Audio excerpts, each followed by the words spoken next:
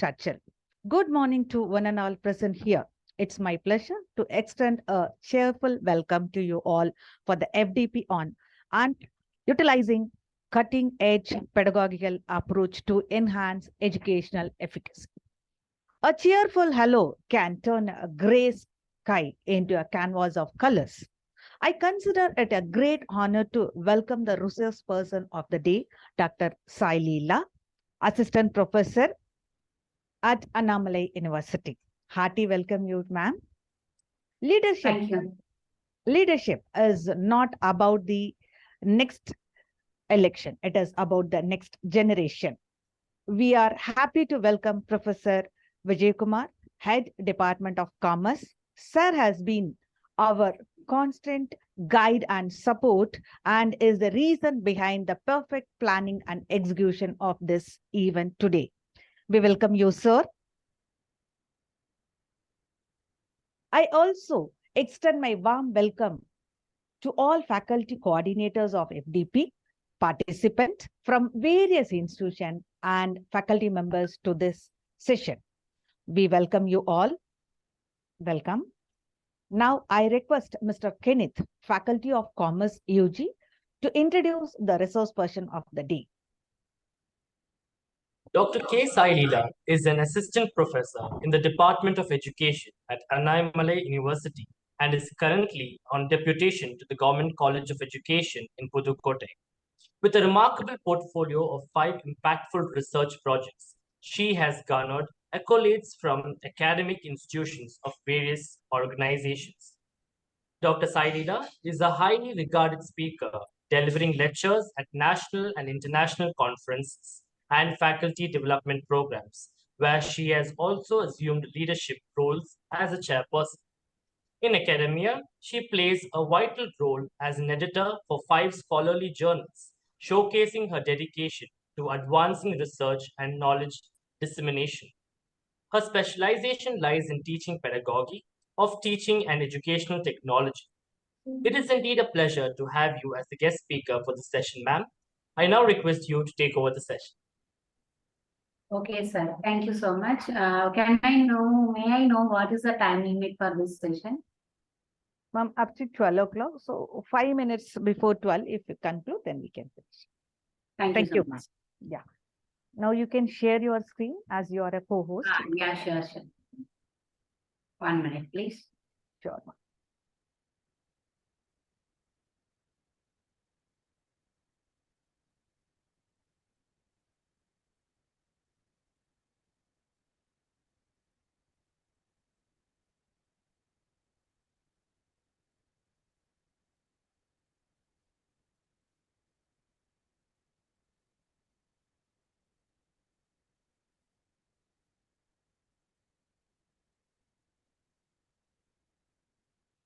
Good morning to all. Good morning. Yeah.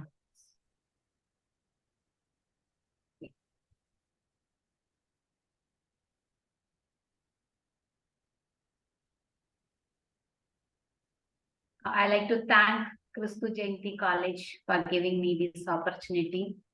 I'd like to thank Vijay Kumar sir for coming over this session. I thank all the organizing secretaries and RTC for inviting me for this program. It is very nice to meet you all in this topic, utilizing cutting-edge pedagogical approaches to enhance educational efficacy. It's a very current, new and cut topic. It is the last day, I think. Let us go for this session today on collaborative teaching and learning approaches. Let me share the screen.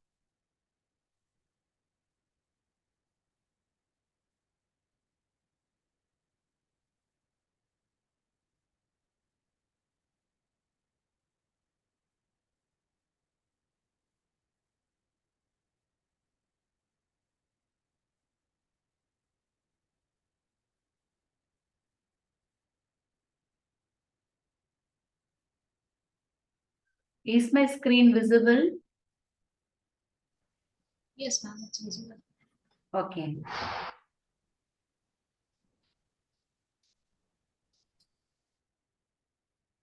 Okay, today we are going to handle about collaborative learning teaching models.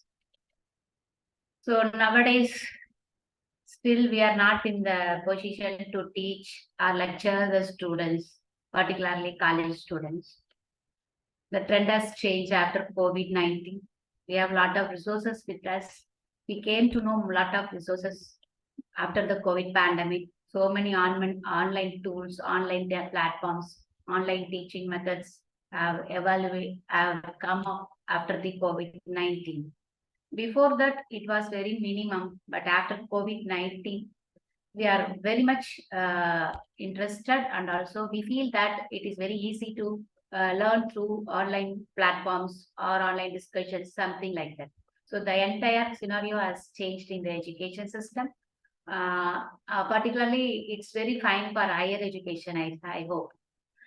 Being college students, they can learn by their own. So this type of learning or teaching process is very helpful for college students, I hope. I'm very much supported for this type of teaching methods because it's very easy to learn from their home sometimes if they are not able to come. So this type of learning should be promoted among the teachers, and Kristu Jayanti College has taken the correct topic. So let us see what are the collaborative learning and teaching models. Some methods you might have known, but let us see again. So what are the collaborative learning models? So here first comes cooperative learning and project-based learning, peer teaching, etc. So cooperative learning, what actually it means is it involves social, what is that, social manners to the students. They learn cooperatively. They easily learn so that while discussions, they can easily learn in the cooperative learning. They work together in small groups to achieve some common learning goals. This is cooperative learning. We must encourage students to go for cooperative learning. We can assign some projects or assignments to a group of students, whether based on the ability grouping or a gifted student or a good learner can have with them the slow learners, and he can teach him, so that cooperative learning will be very easy and fun, and it will be fun for them to learn. Nowadays you can see the students are doing projects. They are going on behind project. Even school students are doing projects. So project-based learning is very interesting. Actually, in project-based learning, we can learn lot of things. We can learn lot of subjects or inter-subjects, inter-topics like that. We can learn more. So that is why project-based learning are gaining more importance. For example, if you are asking the students to create a cooperative store, they can learn many mathematical concepts in that creating a student cooperative store, like accounts, budgets, etc., statistics, interest, profit, loss, something like that. So project-based learning is very much interesting for the students. They can learn lots of things through project-based learning. So we have to assign projects to the students so that they will do interestingly. All the collaborative models of teaching will be very much interesting because students take their accountability for learning. Next one comes peer teaching. It involves students taking on the role of the teacher by explaining concepts or helping their peers understand the material. This is peer teaching. Here also mostly good learner can take the lead and he can teach the students. So this is peer teaching. So we are seeing about collaborative learning models. So first one is cooperative. More or less, these methods are always same. Teachers can assign projects to the students so that they can work together and find the solution, and they can learn more subjects or topics correlating. Students take the lead of the teacher and they teach to the students. We can give this role to the good discussions. So group discussions provides the opportunity to engage in open dialogue, share perspectives, and debate ideas. So this group discussion, everything should be initiated by the teacher, the teacher should ask the students to arrange a group discussion topic, and a brainstorming methods also they can use. Brainstorming are very interesting method for the students, so that each one will give an idea for a topic, and then finally all the ideas can be put together and everything should be initiated by the teacher. Next one is flipped classroom. Almost all of them know about flipped classroom. Can anyone tell what is flipped classroom in a simple words? What is flipped classroom? Because it is gaining importance. It is very much interesting. Nowadays we speak about flipped classroom, flipped classroom. So what is flipped classroom? Can anyone put it in the chat box? What is flipped classroom? Have you ever used this type of teaching in your classroom? Flipped classroom? Can anyone please? Ma'am, actually, I used, ma'am. What happens, no, like the basic things and all, we will be informing them earlier only, so that in the class they can come and directly, like we can go for the discussion. So, for example, basic things, if you take accounts, they know already journals, everything. So, we will ask them to come with the concept already what they have studied, so that we can go for the advanced one in the class. So, this is the way we have used it. How the students felt in that type of learning? Can you please demonstrate? Ma'am, for example, like if you take like we are having banking account. So banking account will have the it is similar to accounting, but the basic things will be divided into different classes. We will say that the notes will be divided. So they should know what is the basic thing, basic financial assets, what like instrument, current assets, all these things they should know already. So they have to come with all these things. Then how this will vary from the normal financial accounting and banking accounting. So that we will be teaching in the classroom. So the basic thing they can come with that, so that we can go directly for the advanced level. Okay, thank you, ma'am. And this one we have already shared the video also, like the basic thing. If you don't know, they can learn through the videos also. We have LMS also. So in the LMS, we will be sharing the videos. Yes, thank you. So what is flipped classroom? It is actually 24/7 learning 1 minute. It is like 24/7 learning, because the materials are readily available in the LMS as told by ma'am. We can put our learning materials in the LMS, whatever LMS the college provides, we can use it, or you can create your own LMS. And you can have all the subject materials, either videos or PDFs, PPTs, Word documents, audios, anything can be shared to the LMS like Google Classroom or like Moodle. We can share it, or any LMS that is created by the college, we can use it. So what is flipped classroom actually? It is a inverted method of teaching. It is actually an inverted method of teaching. It is a new method evolving since 20, 50, 10 years, I think.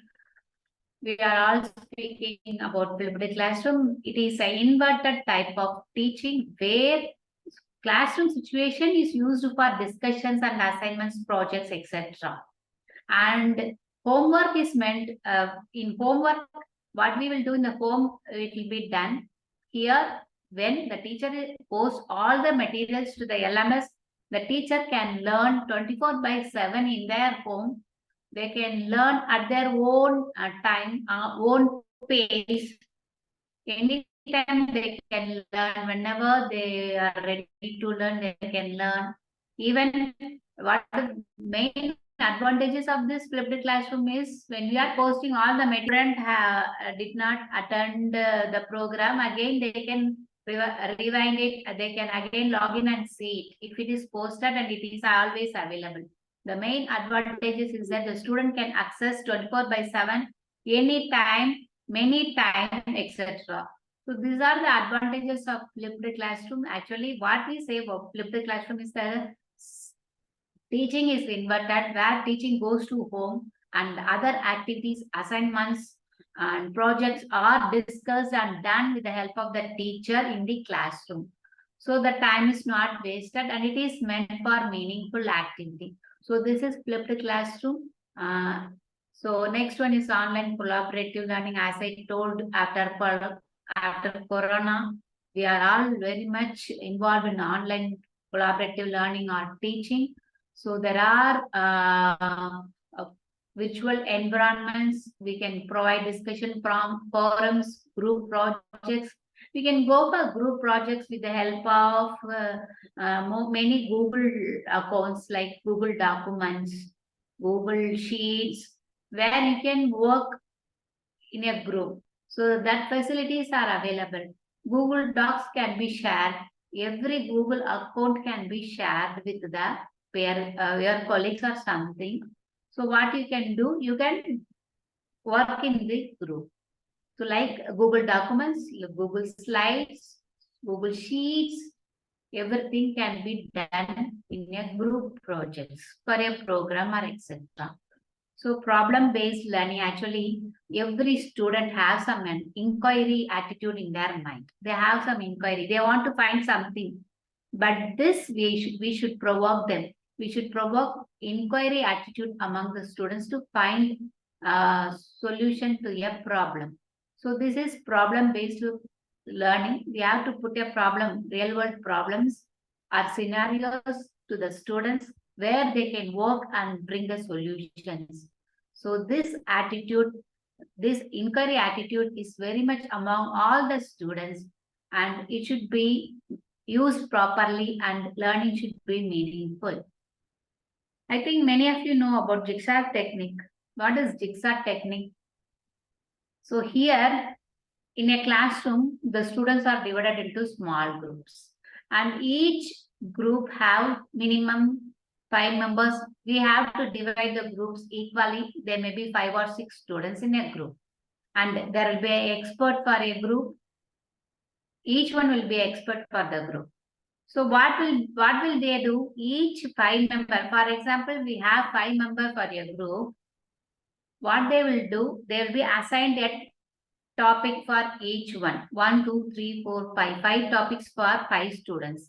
In same way, all the other groups will be assigned same 1, 2, 3, 4, 5 topics to the students. So if there are about 10 groups, in each 10 groups, each student will be dealing with 1, 2, 3, 4, 5 topics. Okay. So what will they do? They will prepare their topics. Each one will prepare their topics and they will again meet the first person of the group, first topic of the group, they'll meet again as expert group, and second topic group will meet as a second expert group. Third topic will meet again for third expert group, fourth, fifth, etc. So they all will discuss that topic, what they have done, and so that so many materials will be gathered. So expert group is meant to share their own collection of materials to the students. So after they are discussing, they'll go again to their group and they will reveal all the things what they have learned. So what is jigsaw group is easy learning. Easy learning. If you have very short duration of time for learning, we can, or teaching, we can assign this jigsaw technique to the students. So this 1, 2, 3, 4, 5 in each group will have the same topic. For example, one will be first student will be preparing about algebra. Second student will be preparing about graph theory. Third one, statistics. Fourth one, like differential equation. Fifth one, like integral calculus. So these topics will be shared to all the 5 groups or 10 groups, and each one will prepare in all the groups the same topic, like algebra, statistics, etc., etc. Then they will meet again, they will discuss, they will learn more, they will collect materials more, they will get more knowledge in a short period. They will come again back to their group, and again they will give to their friends their teachings, so that the learning will be very interesting. So this is a very important method. It is a very interesting method, jigsaw technique. So what is jigsaw technique? Students are divided into small group and each group becomes an expert on a particular topic. They come together to share their expertise with the other groups, creating a holistic understanding of the subject matter. It is a very, very interesting teaching method or learning method. where you can make students learn easily all the concept in a short duration of time, because each one is preparing the same topic among the 5 and they are again delivering. So this is jigsaw technique. So these are the importance of jigsaw technique. Assignment of expert group. Each member of the initial learning group is assigned to an expert group. There will be individual research. In the expert group, student focus on researching and becoming knowledgeable about the assigned topic. Reconstruction of learning groups. After a designated period time, the expert group disband and new jigsaw group are formed. This group are composed of students who were expert in different areas, and they will share, and there will be group discussion and learning. So it is a very easy method for a short duration of time. Students take their own accountability and they prepare for the student. So these are the other methods: think pair method and collaborative online tools. These are the last other collaborative learning tools. This terms think pair share is a simple technique in which a teacher poses a question on problem. So as I already told, all the students have inquiry approach. When there is a question in front of them, they will think more, they will research more and try to answer it. And student first think and individually about it. So then discuss about their thoughts with the partner. This is think share method. And last one is collaborative online tools. Various digital tools. I think you teachers will be using all those tools and platforms. Every teacher should know to create their own LMS. They should know to create their own Google meeting links, etc. This can facilitate collaborative teaching or learning. These tools enable file sharing. We can share. What is the purpose of this collaborative online tools? We can share our files, we can edit, we can communicate, and it is very easier for students to work together on projects and assignments. Both it is for teachers also and for students. This collaborative online tools will be very easy. As I told you, there are many Google Workspace, teach, learn, etc. Next, we'll be going on to collaborative teaching models.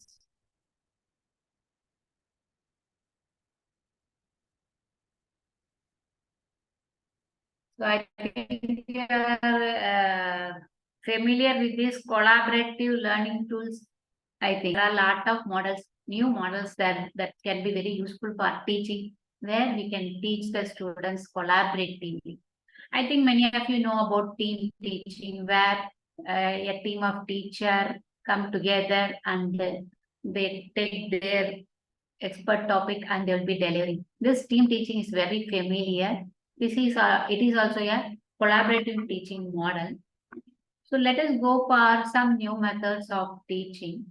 So this is parallel method of teaching. So what is parallel method? Here the students are divided into two groups and parallel teaching will be happening. Two teachers will be teaching.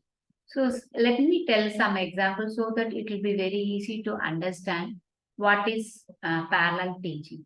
So if you see in a maths class, one group might be solving linear equation while another is working on graphic functions. So they'll be doing two teaching parallelly. It is because when there are large groups, we cannot concentrate among the student, where there are teacher-student ratio, higher student-teacher ratio, we can use this parallel teaching. So two groups will be attending the class. In one class, one topic, and in another class, another topic. So in science classes, one group might be conducting a lab experiment while another is analyzing the data. So in science class, it can be done. So in a social studies class, One group might be researching a historical event while another is creating a presentation about the same topic.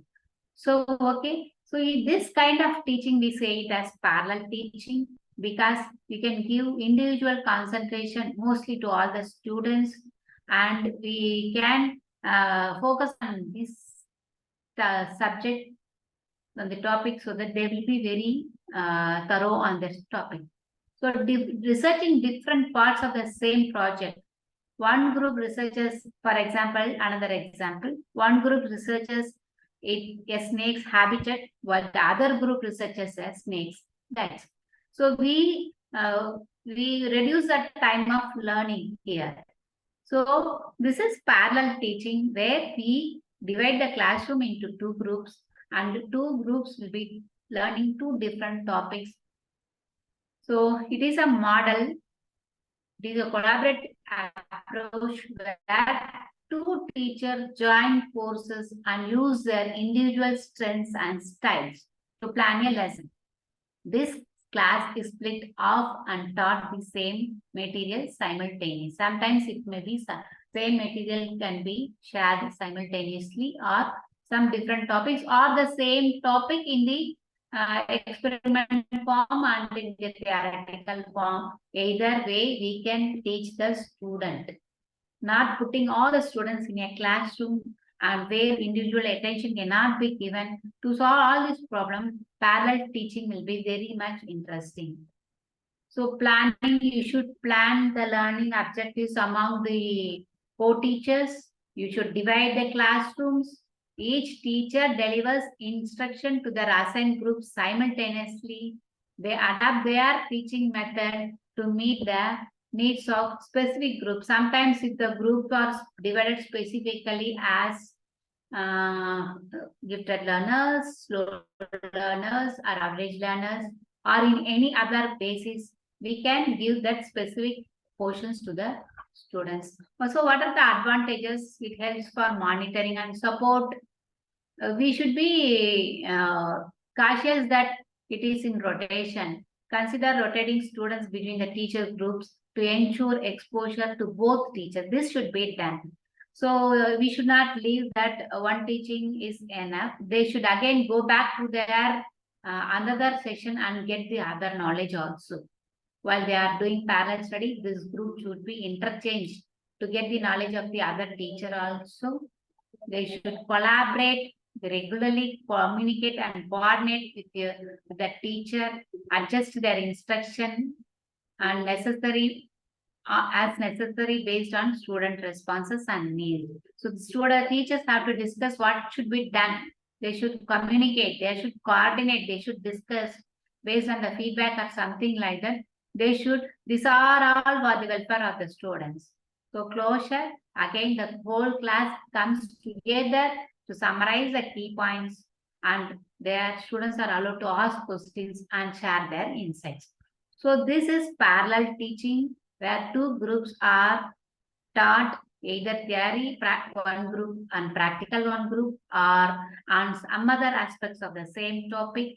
And we should be very careful that both the groups are again interchanged and the knowledge is gained by the students. And finally, they are put together to discuss what they have learned, and they are asked to ask questions. So this is parallel method. So why we should use this parallel teaching? It accommodates different learning styles and paces. So teachers can give different learning styles, allowing students to work on tasks that are tailored to their needs. If they are ability grouping, then according to their ability, the lesson materials can be tailored. It reduces the amount of one-to-one instruction needed from the teacher, allowing them to focus on individual students who need extra help. So nowadays we are speaking more about individualized instruction, personalized instruction, etc., etc.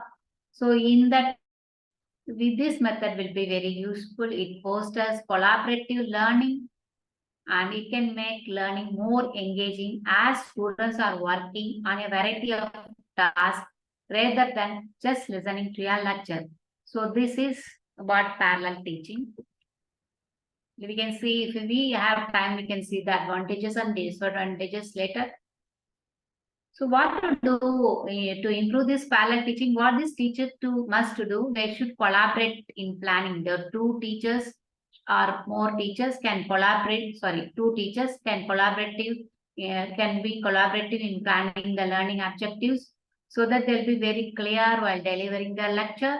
They must define and communicate distinct role for their teachers, for co-teacher. They should maintain effective communication during instruction, use flexible grouping. They should regularly evaluate and adjust teaching strategies based on feedback.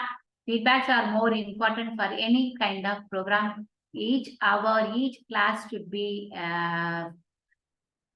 evaluated and feedback should be received. Implementation of differentiation for individualized student support. Differentiated instruction should be provided. Using the data-driven decision, we can adapt teaching. We can manage time efficiently to balance instruction and support approaches if needed.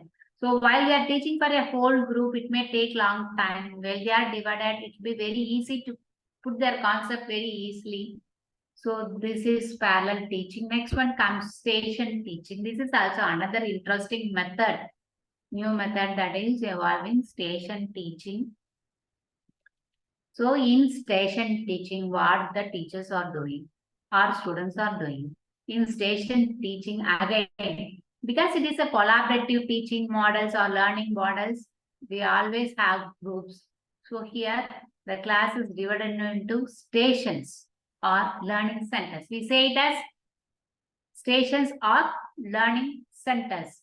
Each instructor is responsible for one station and students rotate through the stations to engage with different content or activities. So we are dividing the groups into stations or learning centers. Each instructor is responsible for one station and students rotate through the stations to engage with different content or activities. So this station teaching promotes variety in learning experiences. The students will have variety of learning experiences. So let us see what is station teaching. Before I'm going what is station teaching, let me give some examples so that it will be very easy to understand. So in science lab station, for example, station 1 will be hands-on experiment. Students conduct experiments, collect data and analyze results. In station 2, data analysis will be going on. Students work with data sets, graphs and statistical analysis. In station 3, students investigate current scientific literature related to the experiment. In station 4, students review and provide feedback on each other's lab's report. So this is station teaching. So there are 4 stations or many stations. Here I have given 4 stations. If it is a science lab, science subject, first station will be going on hands-on experiment. Second one on data analysis. Third one on research activities or collecting reviews of literature or scientific literature related to the experiment. And fourth one, peer review, students review and provide feedback on each other's lab input. For example, if it is a language learning station, students engage in spoken interaction with peers to practice language skill in one station. In another station, writing. Students work on essays, creative writing or grammar exercise. Third one, culture and history. Students explore the culture and history of the target language through multimedia resources. And station 4, vocabulary and grammar. Students review and reinforce language fundamentals. So this is an example for language learning stations. So each student, all the students will be divided into station, and some group will be going to station 1, station 2 other group, the other group to station 3, and other group to station. Okay. Ma'am, one doubt. So in business, One doubt. yeah. The set of students, they have to pass through all the stations, or each group will go Yeah, one they'll station? go for all these stations. Yeah, a group should pass all the station. Then only they Yeah, can finish everything. Is it like that? yeah. Okay, ma'am. Thank you. Okay, next, business and marketing workshop. Station means it can be outdoor also, it can be indoor also. It is Okay. your choice to create according to your subject. You can create outdoor stations, indoor stations. Okay. In business marketing workshops, one group will be studying about case study analysis.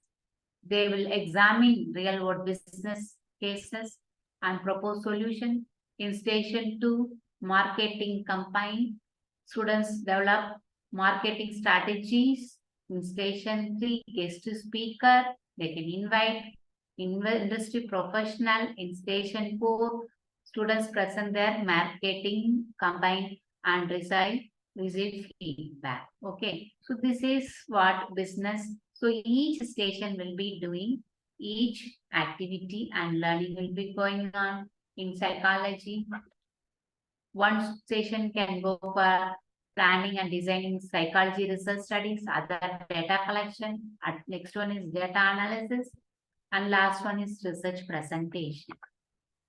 So in computer science, for example, in one station coding practice can be done by the student. In second one, algorithm analysis. In station 3, peer code reviews. And in fourth one, instructor-led debugging can be done in the fourth station. So let us go back to the station teaching. So station teaching. In station teaching, the class is divided into stations or learning centers. So what are the procedure in this station method? Plan learning objectives and station activities. Divide the class into small groups. Set up distinct materials with distinct station with material. Explain the purpose and rotation process. See, here comes the rotation process. The students should come on a rotation. Teachers facilitate and monitor at each situation, assess and provide feedback during rotations, reflect and adapt for future sessions. These are the procedure for implementing station teaching. Teachers should plan, divide the students, set up the stations, explain the purpose. The teachers should facilitate and monitor, assess and provide feedback, and finally reflect and adapt for future sessions. So these are the station teaching methods. Finally, we can go for the advantages and disadvantages. How to improve? So again, how to improve this same points may be repeated. Plan and organize station activities. Ensure that all the resources are available for all the students and efficient distribution should be done. The resources should not be inadequate. You should be very careful. Differentiated activities should be provided for the diverse learning needs.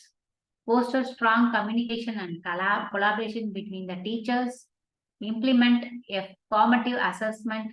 Every teaching, every day, every class should be assessed. Here we say for formative assessment and timely feedback. These are very, very important for all kind of programs or teaching. Assessment and feedbacks are very important. Encourage students' accountability and ownership of learning. It encourages student accountability. You should be witnessing whether that student take accountability, etc. Teach clear station transition routines and classroom management. This should be carefully planned so that the students go to all the station. Keep activities engaging and periodically refresh them. Gather feedback from the students for insights and improvements. Continually assess and refine station teaching practices for better outcomes. So this is station teaching, okay? Next one comes sequential teaching. So many of us will be teaching sequentially only. but because it is a collaborative teaching model, so each teacher should come teach in a sequential procedure. So that is sequential teaching. So in sequential teaching, one instructor take the lead while others support or supplement the primary instructor's content. This model is useful for integrating additional perspectives or expertise into a course. I think it is clear that one instructor will take the lead role for a topic and others will support or supplement the primary instructor's content. So let us go for example, as usual, in economics, a teacher introduces a lecture on microeconomics, focusing on supply and demand. And the teacher B follows with a lecture on macroeconomics, discussing fiscal and monetary policies. And finally, students engage in group discussion, analyzing the interplay between micro and macroeconomics, considering real world scenarios. So this is what we say about a sequential learning. For the first, the introduction part like microeconomics, followed by macroeconomics, and the students, they again discuss about both the topics with their real world scenarios. In psychology, this sequential teaching will be like teacher 1 initiates a lecture on cognitive psychology covering memory and learning. In teacher 2 takes over and delves into clinical psychology, discussing therapeutic approaches and disorders. And what the students do, they participate in role play exercise, applying cognitive and clinical psychology concepts to hypothetical counseling sessions. So this is psychology. And in computer science, Professor A begins a class on computer programming, focusing on algorithm and data structure. And Professor B follows with a lecture on software engineering principle and project management. Finally, the students work on coding project that incorporates both algorithm development and software engineering practice. Introduce a lecture on climate change and its impact on ecosystem. And instructor B follows with a discussion on sustainability and environment policies. So finally, the students engage in a collaborative project, researching and proposing solutions for climate change and sustainability issues in their local community. So in business ethics, again, Professor A starts the class with an overview of ethical theories and principles in business. Professor 2 takes over discussing case studies and ethical dilemmas in the corporate world. Students again participate in debates, applying ethical theories to real-world real-world business cases, and sharing their perspective on potential solution. So this is what we say about sequential teaching. In sequential, to implement this sequential teaching, what the teacher should do, they should sequence the order in which the teacher will deliver segments.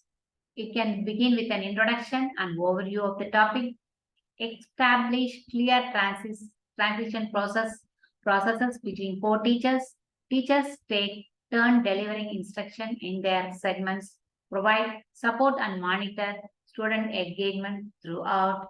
Again, use formative assessment to check for understanding, conclude with a summary and connect the segments presented.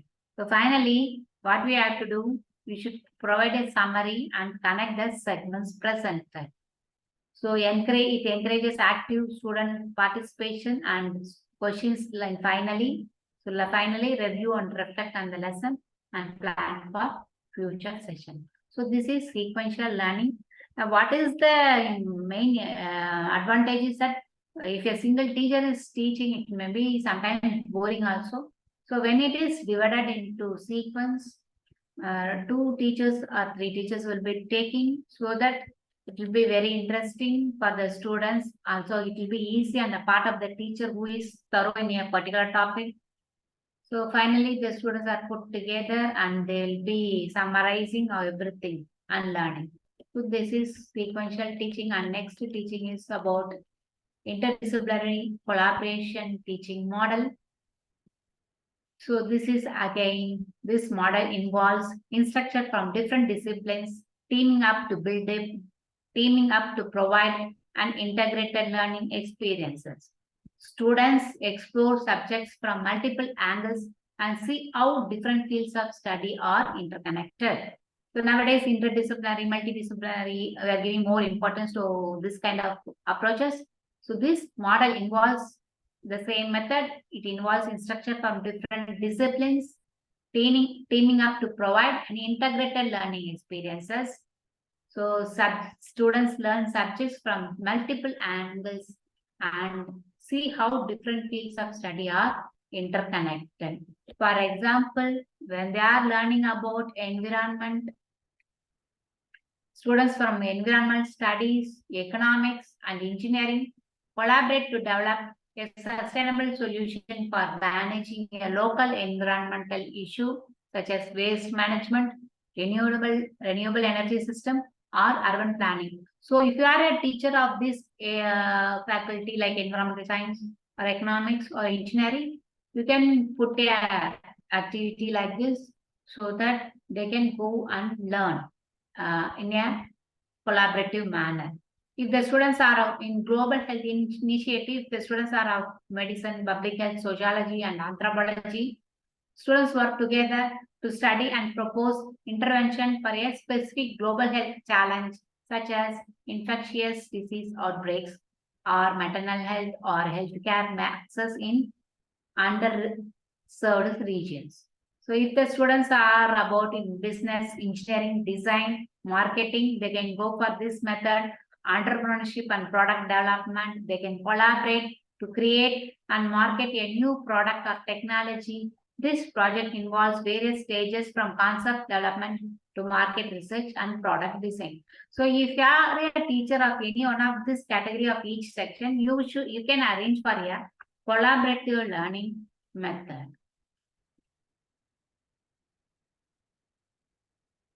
So next one is data analytics and social science research. If the students are from computer science, mathematics, psychology, and sociology, they can collaborate to analyze and interpret large data sets related to societal issues such as mental health trends, crime rates, or social behavior. And next one, urban planning and policy analysis. If the students are from urban planning, public administration, economics, and architect, they can collaborate to propose policies and strategies for sustainable urban development, addressing issues like housing, transportation, and community well-being. The next one is about climate change research and communication. Here, the students from science, communication, and graphic design students work together to conduct climate change research and create educational materials such as infographics, videos to raise awareness and inform the public. So arts and same way, arts and technology integration, fine arts, computer science, and engineering students collaborate on interactive art illustrations, digital media projects, or virtual reality experiences that merge artistic creativity with technology innovation. Next one is ethical dilemma in healthcare, medical, ethics, philosophy, and law students explore complex ethical dilemma in healthcare, engaging in discussions, case studies, and simulation to develop a deeper understanding of healthcare ethics. Next one is about cultural heritage preservation. Here, the students from history, anthropology, archaeology, and engineering students collaborate to document and preserve cultural heritage sites and artifacts using digital technology and conservation techniques. And policy, public policy simulation. Students from political science, economics, and law engage in a simulated legislative processes where they draft and debate policy proposal on contemporary issues mirroring the workshop of government bodies. So if you are a teacher of all this type of, if anyone in a group, you can arrange for the collaborative teaching models. And next one is hybrid learning. I still have 2 models, I think, so I'm going very fast. I think you can understand what I'm telling. So this is hybrid teaching. You know about hybrid teaching. It is in practice, mostly in practice. So in hybrid teaching, one instructor teaches in person while the other teaches remotely through technology. This model is often used in blended or online courses to combine benefits of both in-person and virtual instruction. So in science, I have given some example. For science, what you can do, in-person lab session can be arranged for group where they can go for hands-on experiment. And the next one, online 3D lab material, virtual simulations and data analysis, and collaborative discussion in both settings.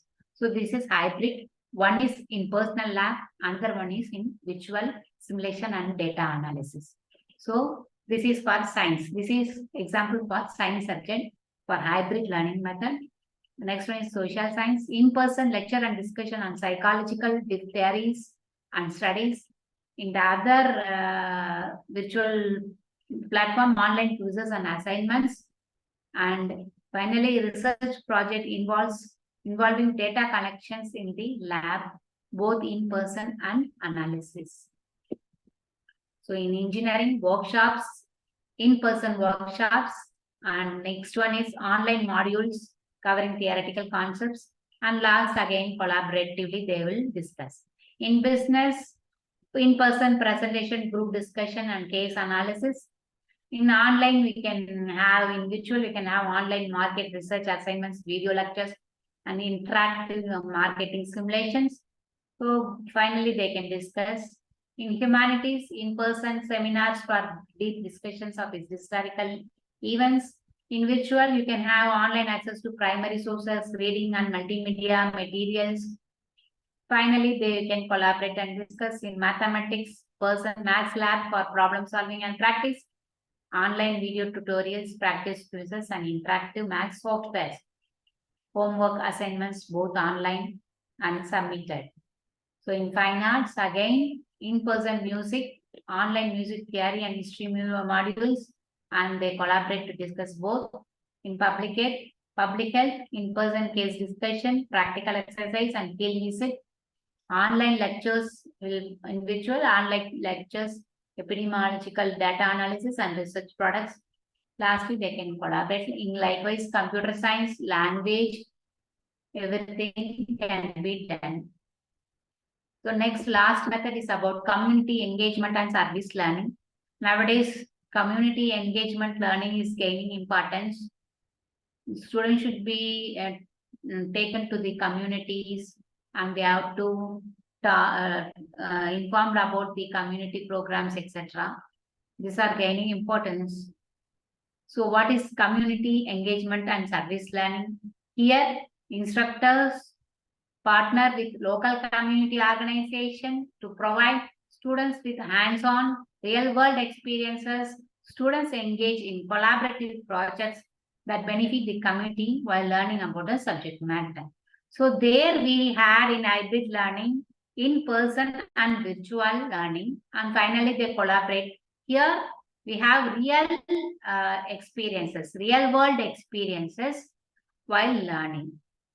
Okay, students engage in collaborative projects that benefit the community while learning about the subject matters. We can arrange, if the curriculum does not provide this kind of activities.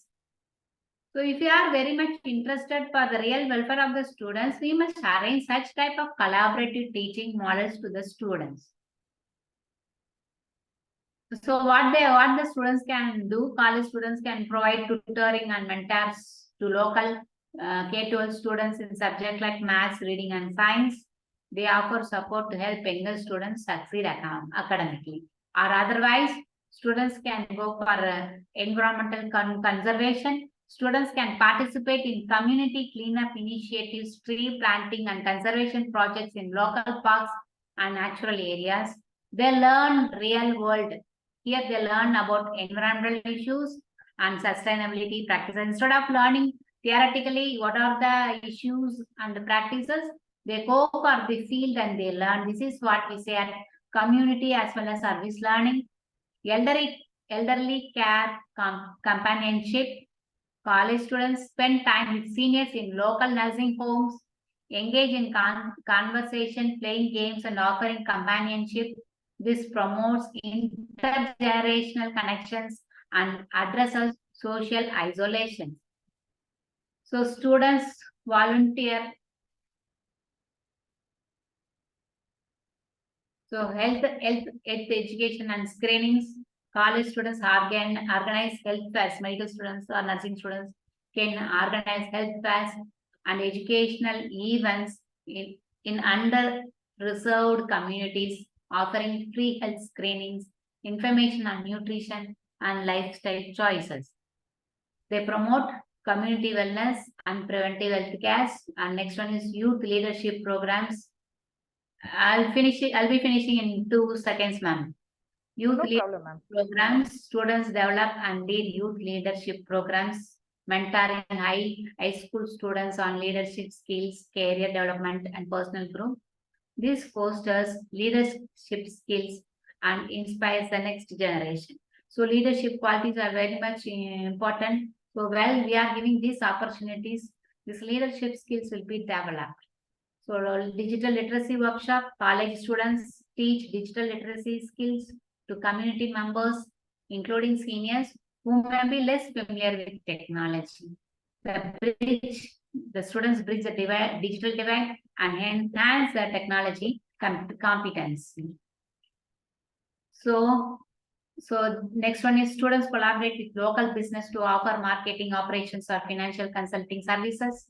So what they do, business studying students, they gain practical business experiences while supporting local entrepreneurs. Arts and culture program, college students organize art and culture. See, arts and the culture students can be encouraged to create this type of events on their own, such as exhibitions, culture festivals, or music performance.